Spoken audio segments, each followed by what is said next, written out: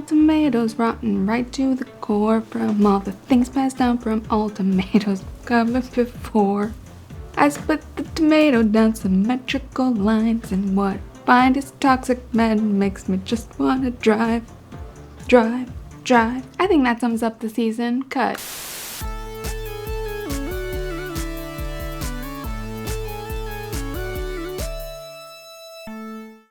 Welcome back to the Miscellaneous channel where we do miscellaneous things. I'm Selene. I typically cover TV, pop culture, internet trends, and other miscellaneous things on this channel, so subscribe if that's your vibe. I debated a lot making this video because I kind of feel like everyone's over the Ultimatum. Started watching the season and decided it would be fun to talk about. And what I keep saying about the Ultimatum is that it's just too niche of a concept to work. Love is Blind works and barely works because it is singles that are all looking to settle down, allegedly. And even casting Love is Blind is hard because finding singles that are ready to settle down but are not in some sort of long-term relationship are hard to find. So then for the Ultimatum, you have to find long-term couples where one party wants to get married and one party doesn't. They're all around the same location geographically. They're willing to semi-open up their relationship for the sake of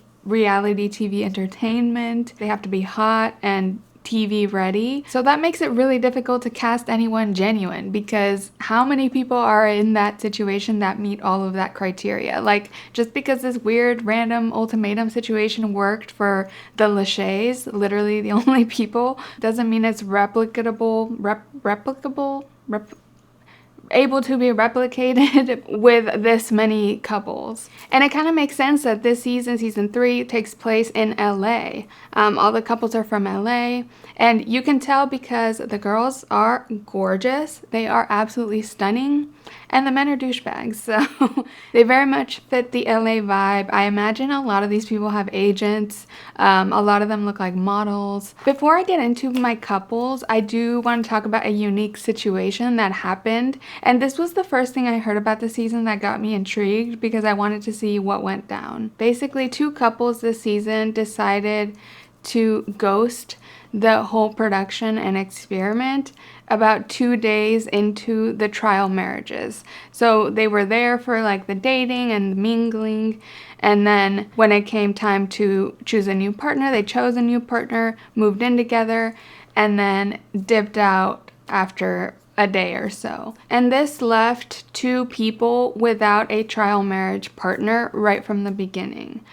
So it kind of like affected the dynamics of the whole season. So 2 people were left alone and couldn't really do the experiment properly, and they handled it very differently. But I think that's important to note because it had like a huge ripple effect through the season. And it's also very interesting and says a lot about how contestants feel about production and how much they trust production. As much as I could sit here and say, oh, that's like cowardly to ghost, that's like not cool, because it did affect other people in the experiment.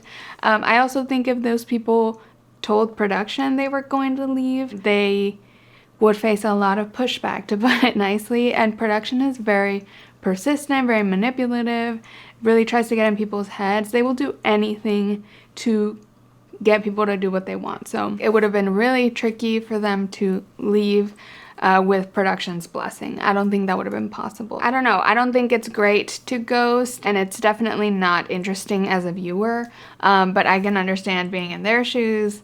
That might have been the only option they felt plausible, because it's very frequent. I think every season of the Ultimatum has had people quitting, but I feel like it's always happened before they get reshuffled and repaired, so it hasn't like affected the entire season quite like this. As I talk about the couples, I will talk about those that were affected by this ghosting, the great ghosting of episode 3. So let's get into these couples. I'm just gonna cover the original couples that came in and talk about how their trial marriages affected them within that. My first 2 couples that I want to talk about, we're starting off with a bang because I feel like most of the video is going to be about these 2 couples. And first is Zaina and JR. Also, I feel like this cast had a lot of doppelgangers, and I'm going to be mentioning who who their lookalikes are in my head every time I would see them. Zaina took me a while to figure out, but eventually I realized she reminded me of Cardi B. Like, her face reminded me of Cardi B. And I saw a comment on Reddit that was so shady. Someone said Zaina is Cardi B, but the substance version. That is rude, but true. And then JR to me was giving an aggressively heterosexual Monet Exchange. This was a wild couple. They've been dating for 3 years. And they're mostly wild because of JR. Zaina is kind of a queenie. I kind of stan after her at the reunion. Zaina gave JR the ultimatum, but this man just had red flags upon red flags the entire season. He definitely had like a player energy from the very beginning. He cares the most over anything about his looks and his physique. He's quite literally always checking himself out. He is measuring and like weighing his food. Sir, I'm so sorry to tell you that is an eating disorder. But yeah, he just kind of gives off narcissistic vibes. And one of the first things he says in his introduction is that he gave Zaina her first orgasm. Also, he was previously married and divorced, which is not a red flag in and of itself. Like, everyone's situation is different.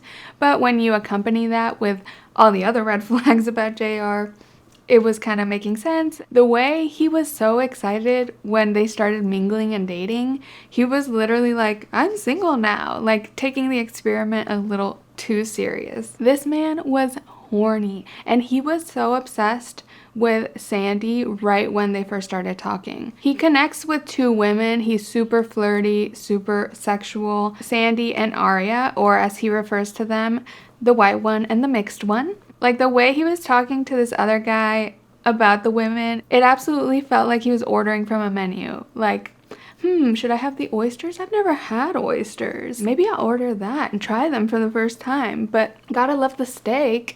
It was so gross. Spoiler alert, he ordered the white girl because she was reciprocating his flirty and sexy energy the most out of all the women. So we get to the trial marriage, and he is with Sandy.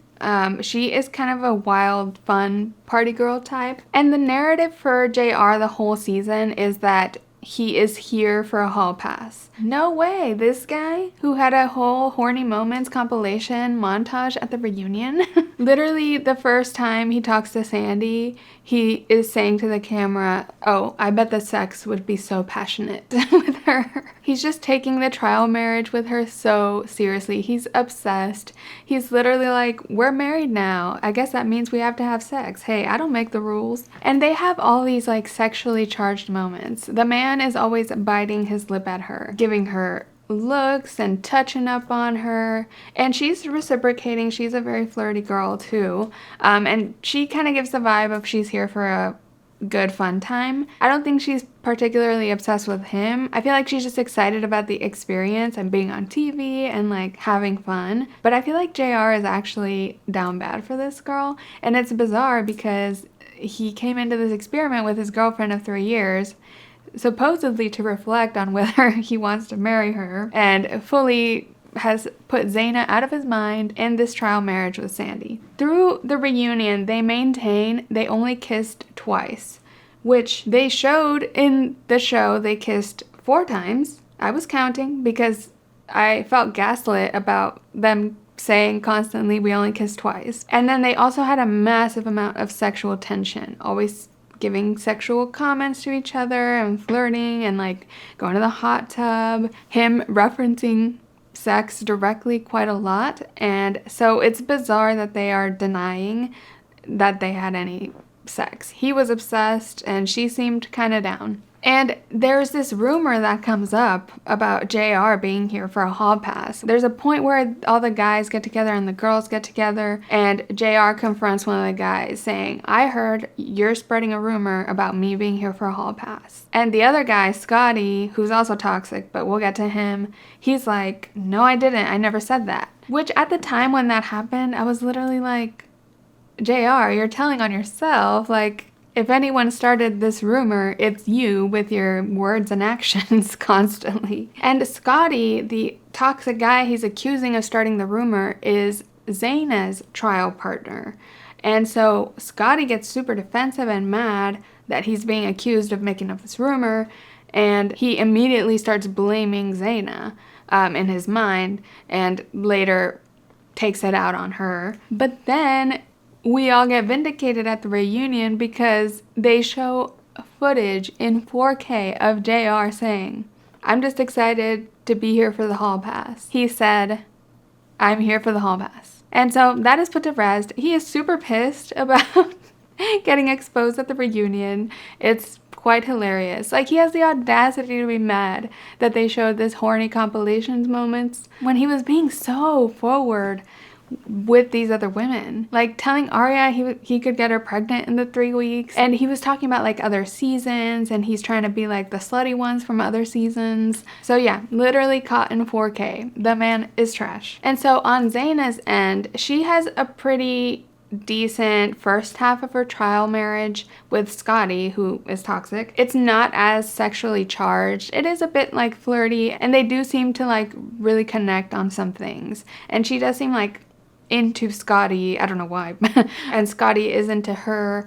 So they have a trial marriage that isn't like fully 100% platonic, but at the same time, she is trying to like work on herself and reflect, and it's nothing like the sexual tension of Sandy and JR. Like, she's definitely not kissing Scotty at all, let alone doing whatever else JR and Sandy might have been doing. But it was sad for Zaina because JR was toxic in a player way, and he's over here just excited to have sex with some other girl, and Scotty was toxic in an emotional manipulation way. He was super sensitive to anything he perceived as a rejection, like getting mad at her if she ate without him, like actually mad, not playful mad. If she didn't like a date idea he brought to the table, he would get pissed and like blame her and tell her like, "So just say you're not into me then," and stuff like that. It was so creepy. Unfortunately for her, things deteriorated, especially after this rumor thing, because JR didn't want to say who told him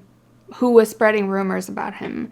Like, he wanted to respect the privacy because it was himself, whatever. So because Zaina is JR's partner, Scotty was assuming Zaina was the one to talk shit about Scotty to JR. And when he gets back home that night, he is super sinister and creepy at Zaina and accusing her, and like, well, asking pointed questions about if she told JR about any rumors Scotty might have started, and Zaina's just like, "Why are you obsessed with JR?" And that sets Scotty off. This season was kind of a big toxic masculinity off between a lot of these guys, and I felt so bad for Zaina having to deal with Scotty. This rumor thing put a big rift in them, and it wasn't even anyone starting the rumor. It was literally JR. So Zaina got vindicated at the reunion. So in the end, once JR comes back to Zaina, he seems genuinely bummed to leave Sandy because he's obsessed with her.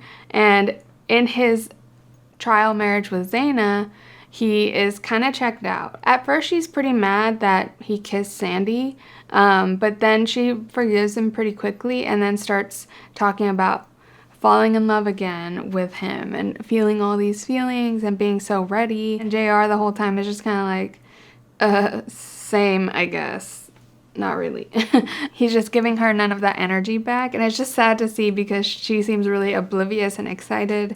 And he's just kind of like, yeah, I guess.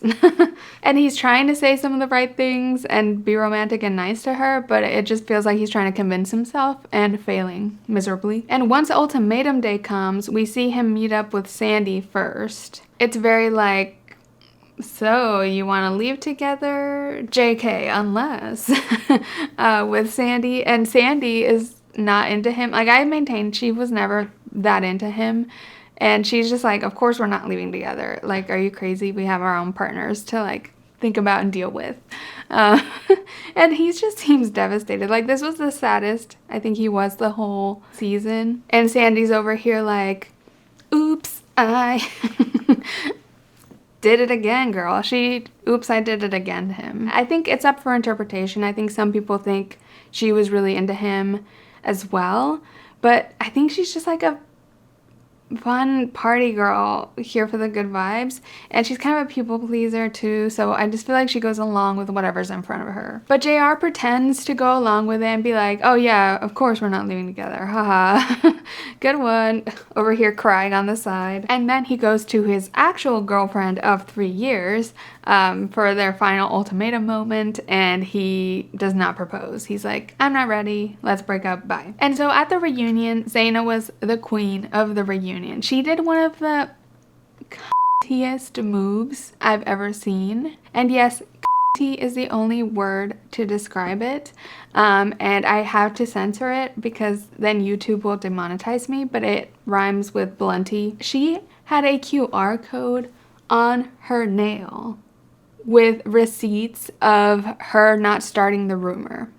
Like the text message that like kind of started the rumor, but it was kind of vague and indirect. And then after that, they play the compilation anyway, where JR says it himself about himself, the hall pass thing. And so she didn't even need her receipts. She was vindicated by that. But that was so fierce. Like a QR code on a nail.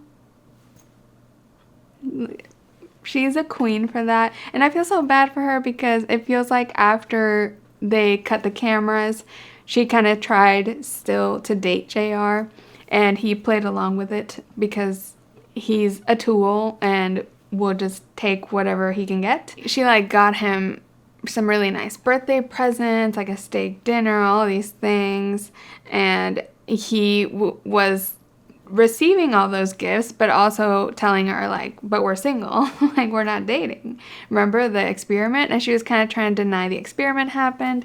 And it's hard to trust JR because who knows what he's lying about. So I don't trust his side, but I do feel like she was probably hung up on him for a little bit. It happens to the best of us, but I'm so glad it seems like she is done with him by the time the reunion rolled around. And that's what matters. And he continues to make a fool of himself the entire reunion because he's saying, like, if I wanted a hall pass, I would have just gotten a girl in LA, gotten girls in LA. So much love to Zaina. She did say at the reunion she froze her eggs, which was a big goal of hers at the beginning of the season. A part of the reason for her ultimatum was that she wants to have children. And she's in her 30s and you know, JR wasn't ready, so she was considering freezing her eggs, and apparently she has. So good for her. I'm happy she took that step, and she's very sure about having children, so wishing her the best. Okay, next are Nick and Sandy, and we already talked a bit about Sandy, aka Jess from Love is Blind Season 7, and Casey Neistat. At least Nick reminded me a lot of Casey Neistat on the outside, and Jughead from Riverdale on the inside, because his whole narrative is that he's this tortured artist, but he is as toxic as they come. So he gave her the ultimatum. He is older, he is 38, and she is pretty young, in her 20s. And he's ready to settle down, and she is still young and out partying and living that lifestyle. And he really had a horrible downward spiral through this season. I feel bad because Sandy has gotten a lot of hate on social media because she is one of these like influencer looking, clout chasey reality TV contestant vibes. But at the same time, Nick is so toxic and kind of scary, and he's super shitty to her the entire season. So during the trial marriages, he is having a really rough time because he is one of these contestants affected by the ghosting.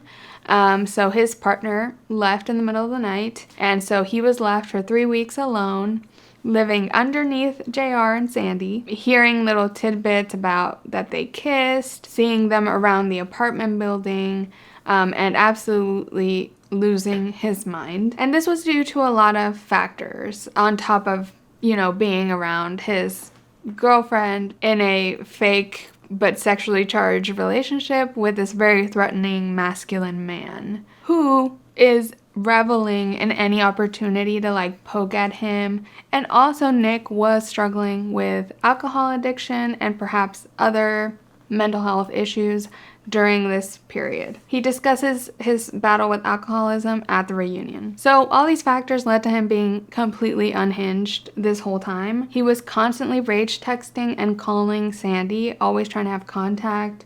He came to JR and Sandy's door at 3 a.m. one night, demanding to talk to her, and that was one of the moments where JR got to like puff up his chest and be like, you won't talk to her, as if he has any authority on her life. Also, Nick was just wailing and sobbing, to quote the Netflix subtitles. A lot of difficult moments caught on camera there. He also got this impulse tattoo that matches one that JR had in a similar spot. He got it like on his wrist here, and JR has it like on his hands like that.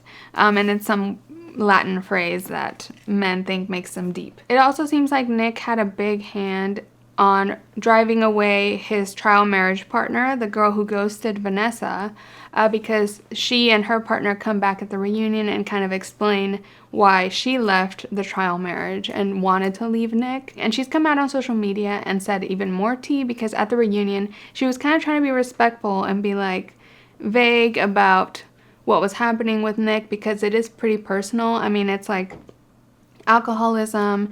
On social media she has said he also admitted to substance abuse issues to her, and that he hid all of this from his mental health evaluation from production. So she didn't feel safe, and he was very erratic and manic, and when the cameras were gone he would act different, and then when the cameras were back he would like spin a narrative about her or lie about her. Like, it's a guy she met a day ago, so she doesn't owe him literally anything, and it makes sense why she would want to leave. Apparently the first night they were together, he had to like be taken to a hotel, and they did not even sleep in the same place. So it's like, how are you gonna have a real experience here in good faith when someone is going through way more than just a regular stranger girl assigned to you can handle? She's not a mental health professional hired to help this man in crisis. It makes sense why she left. At the reunion, a lot of people were hating on her too, because Nick at the reunion was admitting to these issues and how he acted, but at the same time he still did all those things and treated people very rudely, and like harassed them. I don't blame Vanessa one bit for not wanting to stay. And on Sandy's end, like I said, I think she was here for a good time, not a long time. I don't know. She's a 365 party girl. Throughout the season it felt like she was a people pleaser, because like with JR, she would just reciprocate his energy, his flirting, his sexual tension energy. But then at girls' night, she would meet up with Zaina and be like, don't worry about me and JR, it's all platonic, like nothing's happening. Well, which one is it? So it just feels like she wants to please the person in front of her instead of actually being upfront about anything with anyone. And at the end, literally, Nick is like reaching into his pocket and he sees the look of fear on her face. So he's not really proposing yet, but she starts trying to like, I think, break up with him, but she doesn't want to say any words that mean let's break up or anything. So she's just like talking herself in circles until finally Nick is like, well, we're breaking up, I guess. Like, and she never like even outright says it, and just kind of like keep saying I love you and baby this, baby that, and please, just not saying anything. So I think she's very people pleasing and does not know how to be upfront when it's anything that's difficult for the other person to hear. Her issue the whole time with Nick, aside from him harassing her constantly, is that he brought her onto this experiment for his ultimatum, and now through their whole marriage, he's mad at her for doing the experiment, doing the trial. I think she has a point. Like, he brought her here. He brought her knowingly to, like, hand her over to another man for 3 weeks. And yes, he was robbed of his experience, and that's why he's pretty salty about all this. But also, even when he had a partner for a day or two, he was still super pissed and spent the whole time, like, complaining about his partner being with another man. I don't get why he brought her here if he was this fragile. And also knowing how she is. She's very fun and flirty and very agreeable. So he should know that if she's paired up with another man and she's very agreeable, who knows what could happen. I'm glad she didn't break up but broke up with him somehow at the end. He got the message, because their entire trial marriage, she was crying and sad about being with him. Like, at least with JR, she was happy having fun, and now with Nick, she's just like crying all the time. She decided to not be intimate with him anymore right when she got back with him, so it was like, it seriously seemed like things were wrong with Nick. And to break down such an agreeable person feels like things are really, really bad. At the reunion, he does own up to struggling with alcoholism, like I said. He apologizes for his actions, but Sandy does say at some point that he has still harassed her throughout this past year. So I'm just like, well, has he changed? Has he actually recovered? It's kind of unclear. They don't really go too into it. I mean, it's sensitive. I don't think he owes us that explanation. But I believe Sandy when she says she's like very exhausted emotionally by Nick and that it's just not good. Hopefully they don't fall into each other's web. Oh, actually, he said at the reunion he's dating someone else, and I'm just like, oh my God, I hope he got help, because you can't keep using that I'm a tortured artist as an excuse, especially not when this is the art in question. Come on, be serious. And good luck to Sandy on Perfect Match Season 3. I'm sure you'll do great. So next, let's talk about Vanessa and Dave, aka Anna Kendrick, and the guy from your 9-to-5 job in corporate America. They are one of the couples who ghosted. We just talked about Vanessa. She had a very tumultuous 2-day trial marriage with Nick, and left for very valid reasons, in my opinion.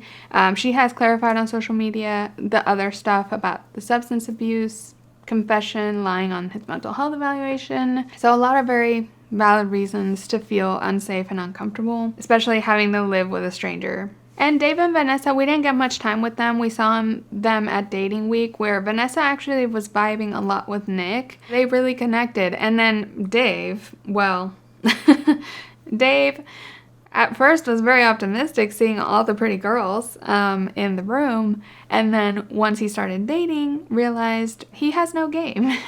And none of the girls connected with him. And so he was all sad and crying and wanting to quit. So he was already a weak link, wanting to quit the experiment, and was just sticking it out because Vanessa had a connection with Nick. And so when the connection with Nick fell apart, I think they decided to ghost. And Dave ended up paired with Chanel, who also ghosted. So Dave leaving didn't affect on any other couples. Yeah, he was pretty inconsequential. They do come back for the reunion. The other ghosted couple did not. I do imagine Dave, after seeing his luck with the other ladies, maybe came to appreciate the relationship he was in a little more. Dave made sure to clarify that he is okay with Vanessa's farting, because she had said, Dave doesn't like it when I fart, yet he conveniently left out why he's against her participating in bodybuilding competitions. I wonder why. Next is Mariah and Caleb, aka Miranda Cosgrove and a cartoon. I don't know. Remember when Irina said Zach reminded her of a cartoon? I'm feeling that with Caleb, but I don't know which cartoon. And I don't mean that as an insult the way Irina did. I think cartoons are cool. And Mariah is honestly so gorgeous. She doesn't look that much like Miranda Cosgrove looks-wise, but her energy reminds me of her. Like, super gentle, soft-spoken. If you ever watch Miranda Cosgrove in interviews, it's kind of the vibe of Mariah. And Mariah and Caleb have kind of more basic couple problems compared to some of these other wild ones. Basically, she's on the younger end, but in a rush to get married, and he is in his 30s, but kind of fears commitment. It kind of feels like a more typical couple ultimatum story to me. And honestly, some of his concerns are fair. She had a really tough childhood with a lot of abandonment, and so it feels like she might be struggling with some anxious attachment issues, maybe some codependency. But yeah, they're a little more boring because they are a little more basic, a little more normie, I don't know. In the trial marriages, she also gets robbed of her trial marriage experience because her partner leaves and ghosts, and her partner was Micah, who was with Chanel, who was with Dave, who was with Vanessa, who was with Nick. That's the circle. Compared to Nick, Mariah handles being alone for the trial marriages pretty well. Honestly, I think what she needed the most was to be alone, because I feel like she struggles with being alone, and she just spent that time kind of like reading self-help books, doing just like alone activities, handling it pretty well, all things considered. Caleb, on the other hand, does get a trial marriage partner in Aria, and throughout that relationship, he's pretty conscious about keeping this trial marriage platonic, which I think is a smart thing to do when you have a long-term girlfriend, also in the experiment, and that you're gonna have to face in 3 weeks. Caleb is super nice to Aria though, keeping it pretty platonic, but he's super polite and nice, makes her feel comfortable. They open up about things with each other. They have good conversations. And the problem with Aria is that she's with a really toxic guy. Her original partner is Scotty, the guy that was with Zaina and was toxic. So I think she is just the first man that has treated her with kindness, which is super sad. And she starts catching feelings for Caleb. Her intention at the beginning is to keep it platonic, but she starts developing feelings and then starts getting mad at Caleb for not also admitting he has feelings for her, because she's very sure that Caleb has some sort of connection with her. And I think he does a little bit. I think he appreciates the experience and appreciates Aria a lot and does open up to her. But I really don't think he crossed any lines within the context of this ridiculous premise of a TV show. Like, in real life, yes, I would say him moving in with a random girl and having all this emotional talk and whatever, I would say in real life that is crossing a big boundary. But this is the premise of the show, to go try someone else and then come back to your original partner and figure out if they're the one for you. I feel like he just did the experiment in good faith. Aria keeps being mad that he's not telling Mariah. Like, they have a strong connection. Mariah is super insecure and struggles with anxious attachment.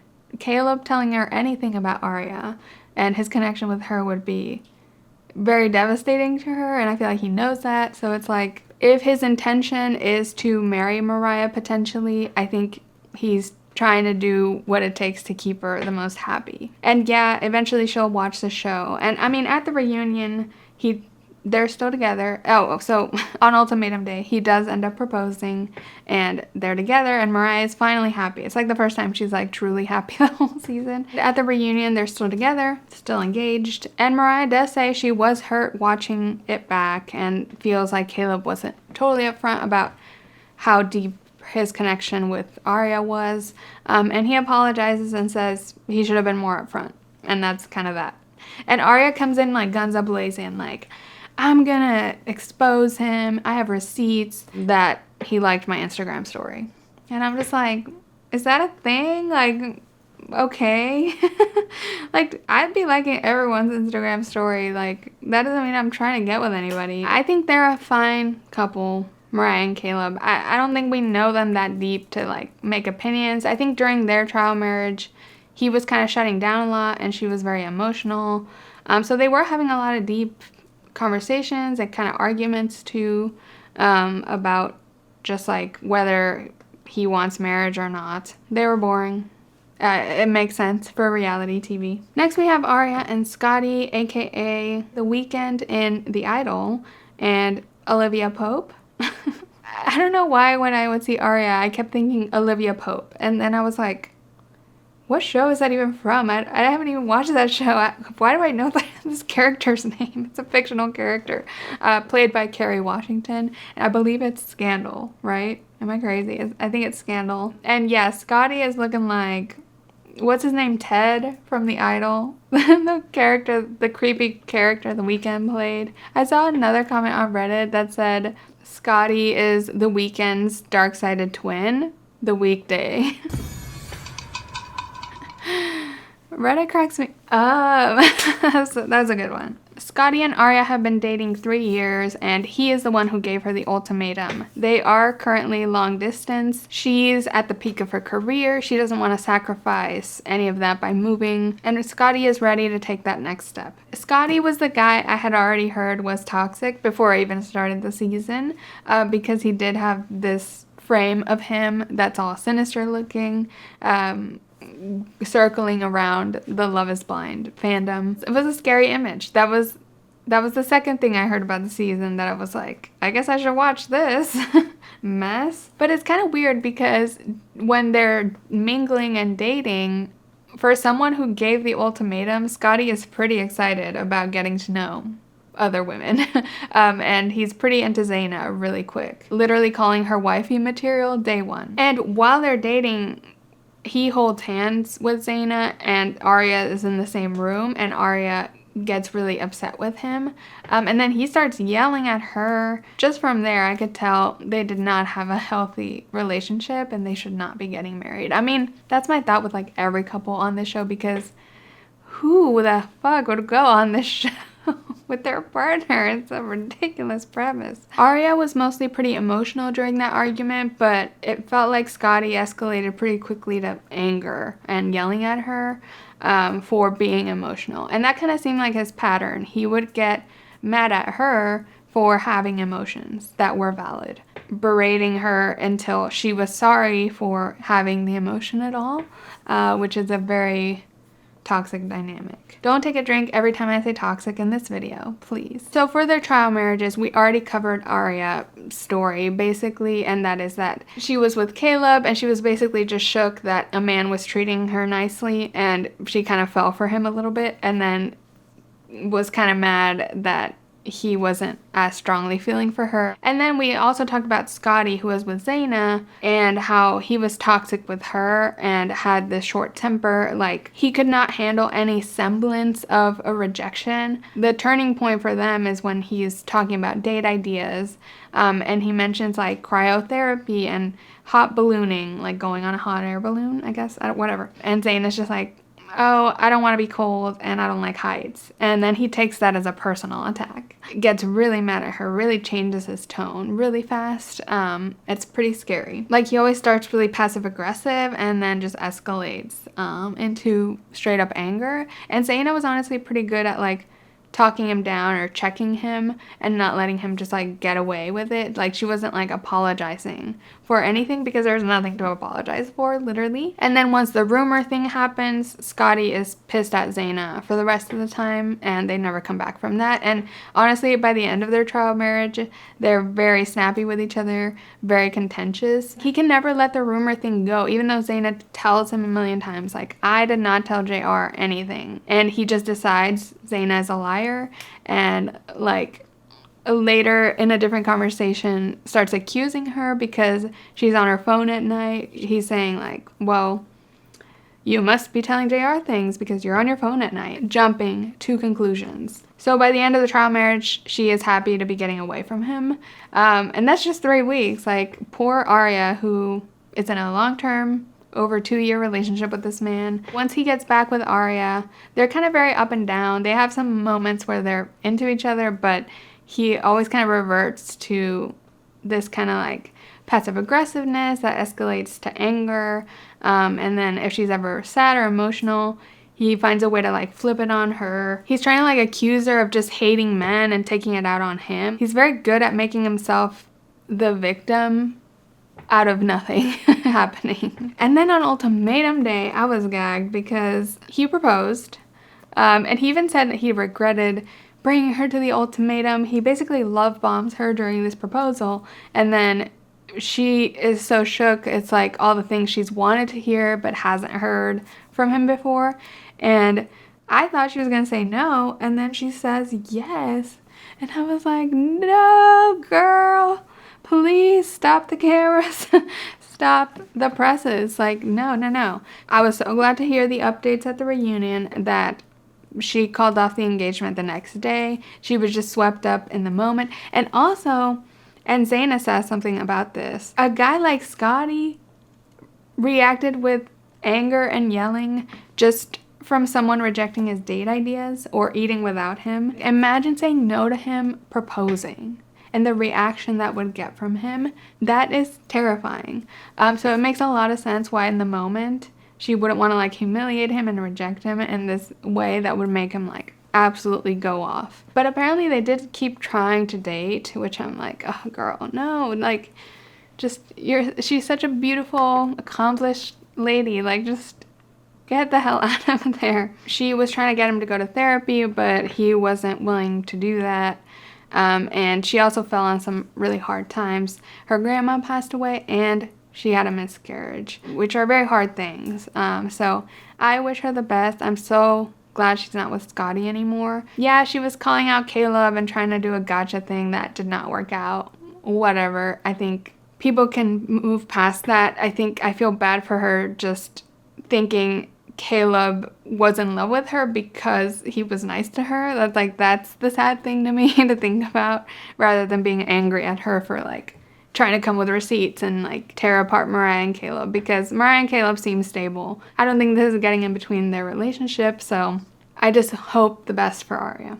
That's all. And then finally, I mean, there's a bonus couple, I guess. The couple that ghosted but was very inconsequential because they didn't really affect the greater web of relationships. That was Chanel and Micah. By the way, she is stunning. Like, get her on a runway now. And they didn't show up at the reunion, so we didn't get to see anything. I mean, she was with Dave, who wanted to quit from before they were paired up. And he was with Mariah, and their first day together was super awkward. They had zero chemistry, even like as friends. So I can see how it would just be a waste of time. That's the Ultimatum season 3. I would love to hear your thoughts about it. I mean, keep it civil. Oh my god, I forgot to give my disclaimer. Oh my god, we're talking about real people. I criticize some of these people heavily in this video, but it's just TV, and very unserious TV at that. I'm just counting down the days till Queer Ultimatum season 2, because that's the one I'm waiting for. This one, whatever, I'll take it, but it's just so played out. It's played out. I'm over it. I'm over it. Please like this video and subscribe to my channel if you enjoyed. I put out new videos whenever I feel like it about TV, pop culture, internet trends, and other miscellaneous things. And you can follow me at Miscellaneous to keep up with me, or just turn on the bell notification here on YouTube. You can also subscribe to my memberships here on YouTube for a little bit of bonus content, or if you just want to support. Thank you so much for watching, and I'll catch you in the next one. Bye!